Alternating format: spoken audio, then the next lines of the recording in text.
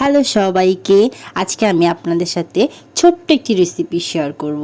এটা হচ্ছে বাঙালি ঘরের শনিবারের বেগুন পোড়া। মা বেগুনের গায়ে সরিষার তেল মেখে চুলার মধ্যে দিয়ে দিল।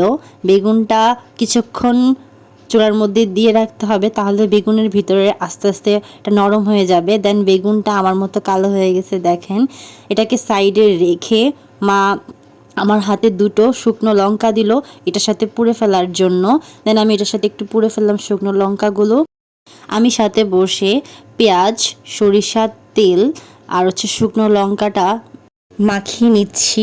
আমি ভিডিও করতে আসলে মার জন্য একটু ভালোই হয়, আমি একটু মাকে কাজে হেল্প করি, কারণ ভিডিও করতেছি তো তাই হেল্প না করি কেমন লাগে না। আর মা বেগুন থেকে পুড়ে যাওয়া উপরের কালো খোসাটা সরিয়ে নিচ্ছে।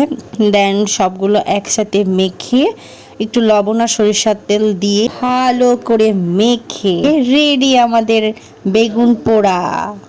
সবাই একটু টেস্ট করে নাও, আর এটা খেলে শনির দশা কেটে যায় আমাদের মতে।